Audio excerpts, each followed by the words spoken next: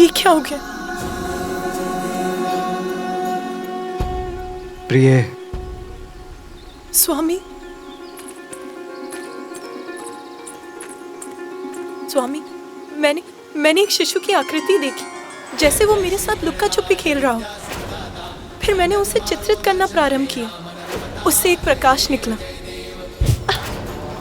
और ये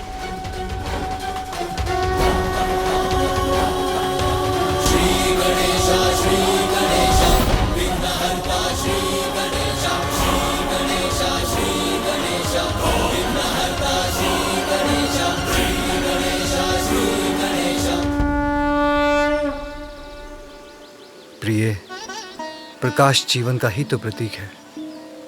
वो प्रकाश जो आपके चित्र से निकला, वो आपकी इच्छाओं का ही साकार रूप था, जो आपको अपनी एक छोटी सी झलक दिखला गया। जैसे आप उसे पाना चाहती हैं, वैसे ही वो भी आपके पास आने के लिए व्याकुल है। आपको स्मरण है ना, मैंने आपको एक और पुत्र का वरदान दिया था। जब तक पुत्र कार्तिकेय अपने कर्तव्य को निभाकर लौट नहीं आता, आपको एक और पुत्र का सुख प्राप्त होगा। आपकी कामना ने आकार लेकर आपको अपना आभास कराया है। ओम नमस्ते गणपते त्वमेव प्रत्यक्षं तत्त्वमसि त्वमेव केवलं कर्तासि त्वमेव केवलं धर्तासि त्वमेव सर्वं कल्पितं ब्रह्मासि। संसार में कुछ भी बिना कारण नहीं होता। चिंता त्यागिए। आपकी ये बिगड़ी हुई कृति भी निकट भविष्य में आपकी इच्छा पूर्ति का ही शुभ संकेत है। गजाननाय नमः। ओम लंबोदराय नमः। स्वामी, मेरी इच्छा पूर्ण होगी? ये कैसे संभव है? देवताओं को दिए आपके वचन का क्या होगा? हमें आश्वस्त कीजिए हे दयानिधान कि आपके और माता पार्वती के संयोग से कभी भी कोई भी संतान जन्म नहीं लेगी।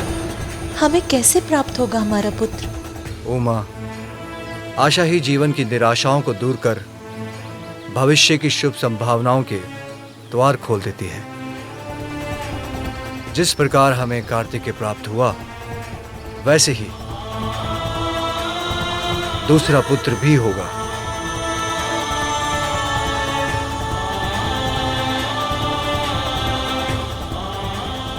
किंतु उसके लिए आपको कुछ विशेष करना होगा प्रिय। क्या करना होगा स्वामी? देवताओं को दिए आपके वचन से कैसे मुक्ति मिलेगी? पुण्यक व्रत।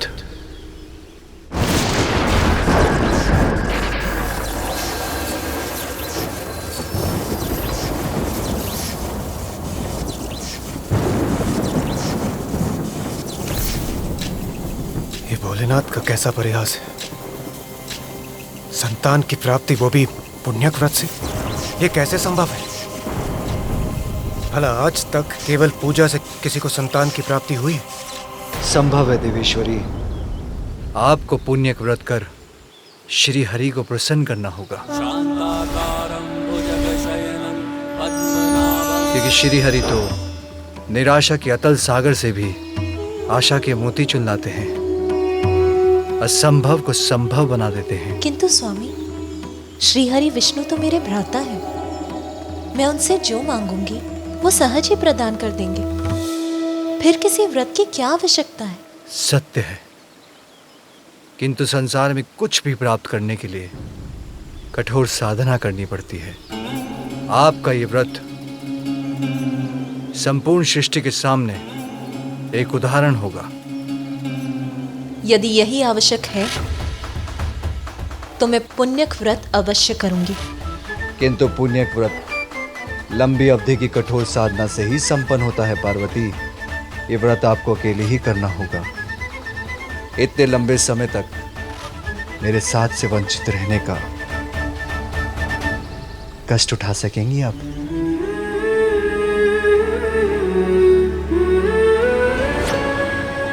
माँ,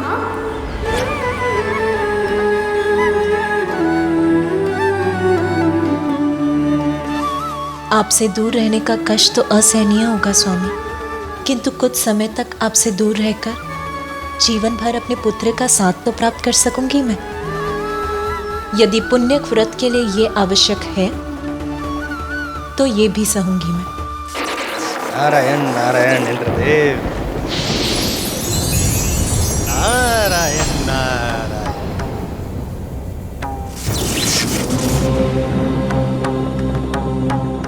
माँ पार्वती को करने दीजिए पूजा, आपका संकट है दूजा। शिव शंकर का वचन कभी असत्य हुआ है?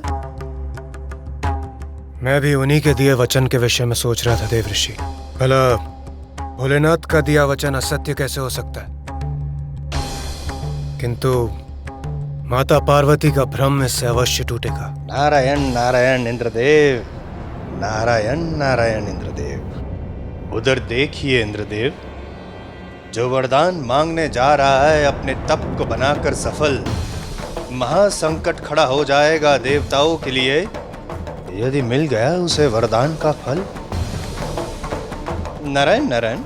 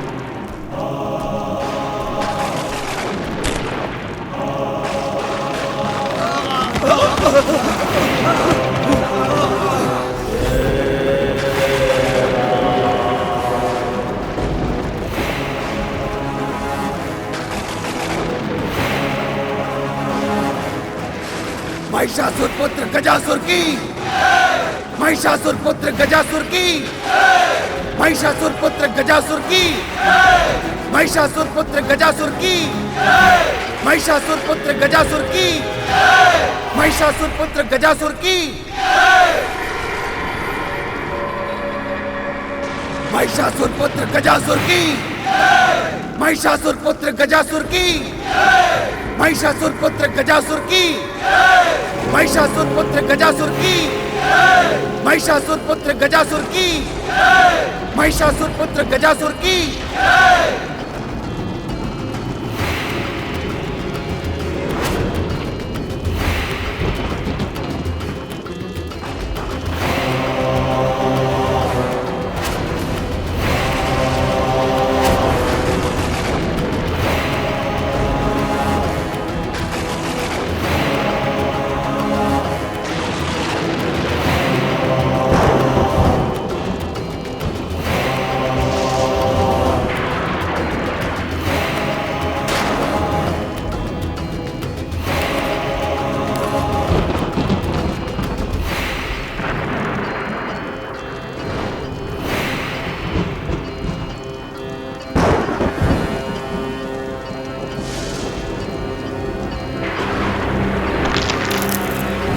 महिषासुर पुत्र गजासुर की, महिषासुर पुत्र गजासुर की।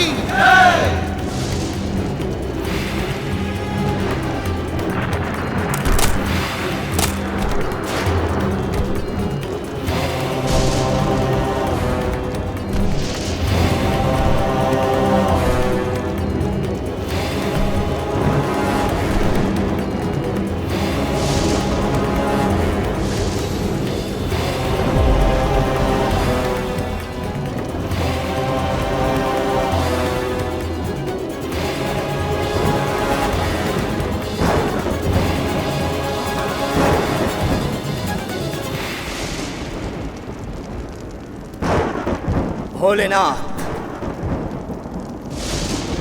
ये प्रारंभ है मेरे तप का। मैं आपको प्रसन्न करूंगा। आपका कृपा पात्र बनूंगा। देवता भी मुझे त्रिलोक विजेता बनने से न रोक सके। ऐसा वरदान देने के लिए आपको बाध्य कर दूंगा प्रभु।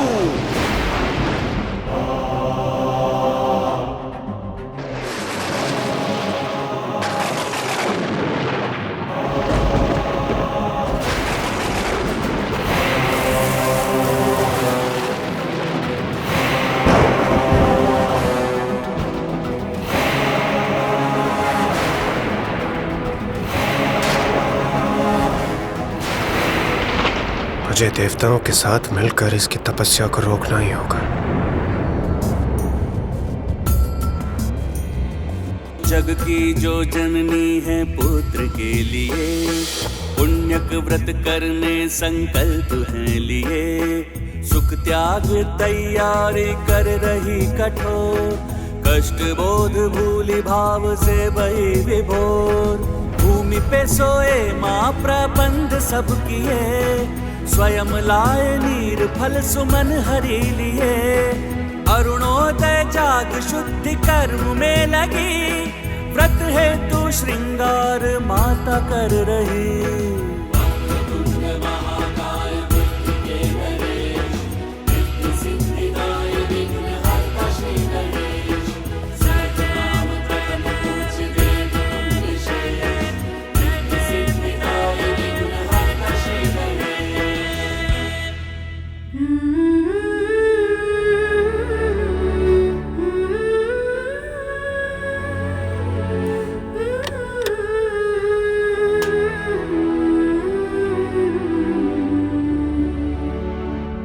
सखी पार्वती, सनत कुमार पधार चुके हैं।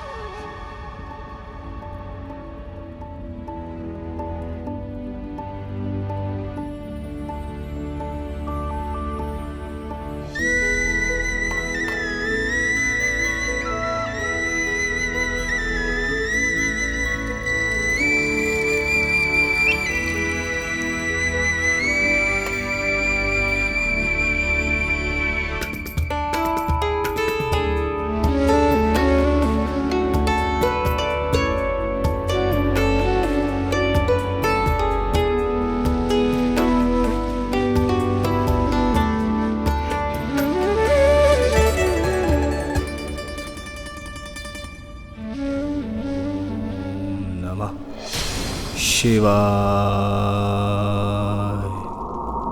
ओम नमः शिवाय।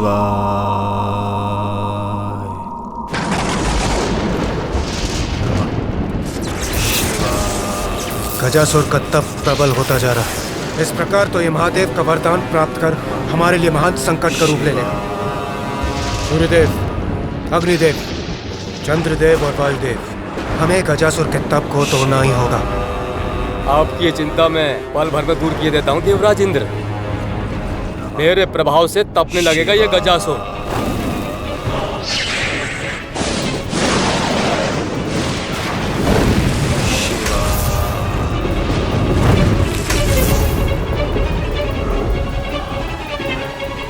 ओम नमः शिवाय। अग्निदेव विफल हुए, किंतु मेरा तेज कभी विफल नहीं होता। मेरे तेज के समक्ष सुरक्षित नहीं रह पाएगा गजासुर।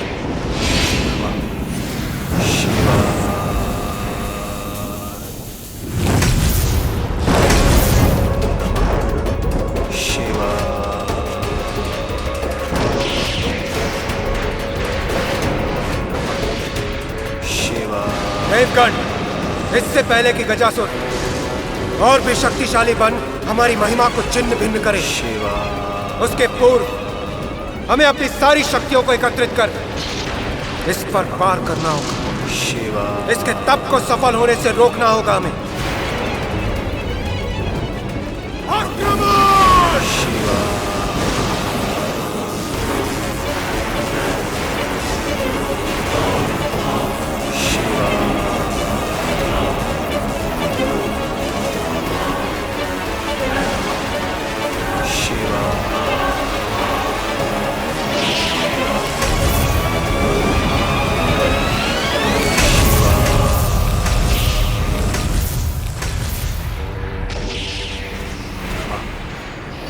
शिवा।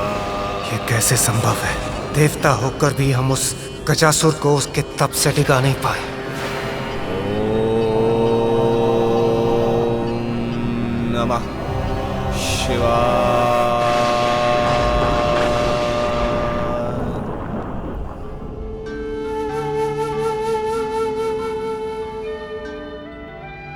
देवी पार्वती, विधिवत रूप से व्रत का आरंभ करने के पश्चात यदि उसमें किसी प्रकार का विघ्न उत्पन्न होगा तो अनर्थ होगा। आप आश्वस्त रहे ऋषिवर, मैं अभी निर्विघ्न व्रत संपन्न करने का उपाय किए देती हूँ। कैलाश के रक्षक, महादेव के वाहन, सौम्य और बलवान, आइए नंदी।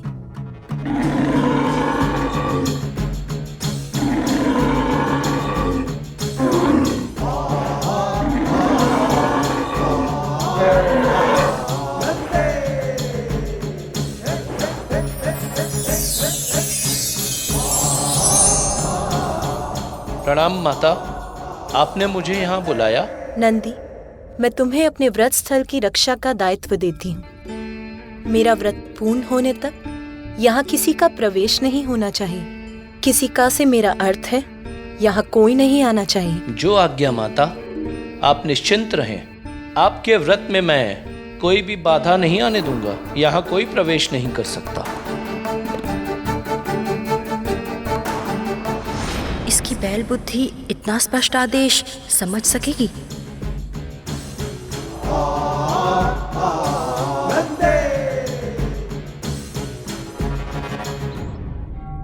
माता पार्वती, सूर्य देवता उदित हो चुके हैं। दिवस का प्रारंभ हो चुका है। आपके व्रत के आरंभ का शुभ मुहूर्त समीप है। हमें पूजा के लिए अपना स्थान ग्रहण करना चाहिए।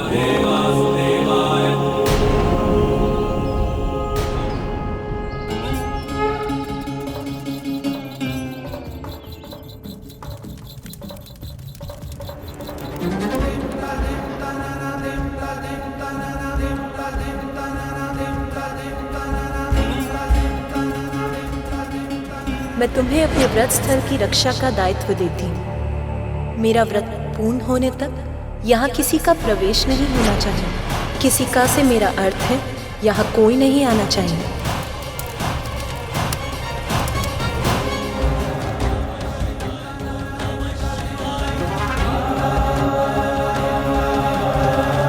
मेरा व्रत पूर्ण होने तक यहाँ किसी का प्रवेश नहीं होना चाहिए।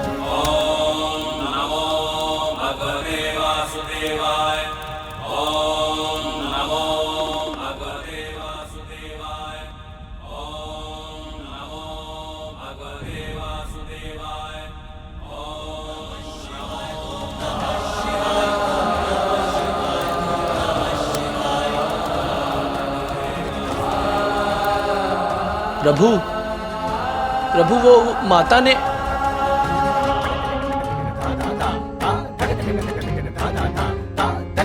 प्रभु तो रुके ही नहीं।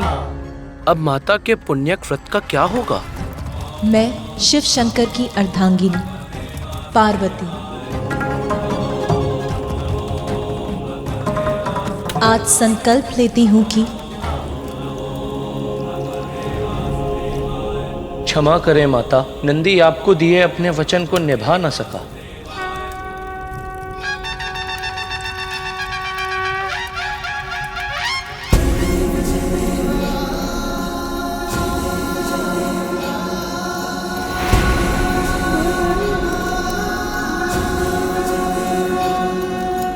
प्रिय,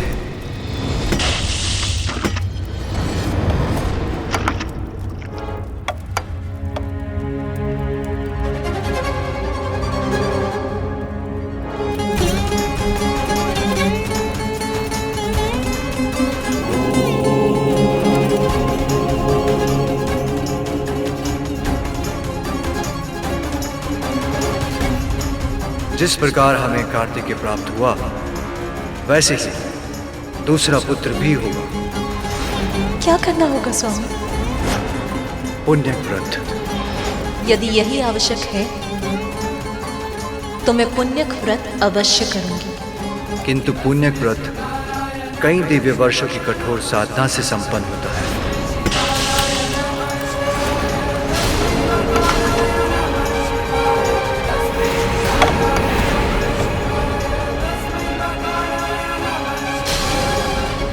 ये तो अनर्थ हो गया, भंग हो गया आपका व्रत। आप तो संकल्प मात्र भी पूर्ण नहीं कर सके, तो लंबी अवधि का व्रत कैसे पूर्ण करेंगी देवी पार्वती?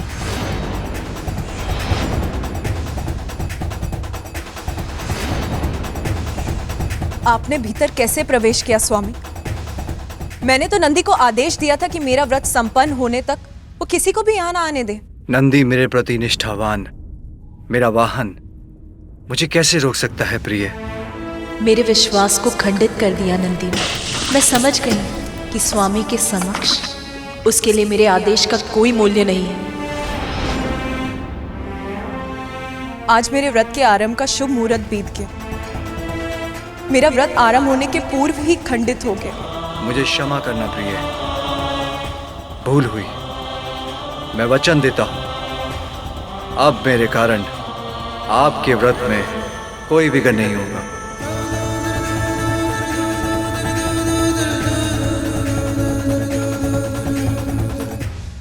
आरंभ में ही व्रत का खंडित होना, क्या ये इस बात का संकेत है कि मेरे दूसरे पुत्र पाने की कामना कभी पूर्ण नहीं होगी?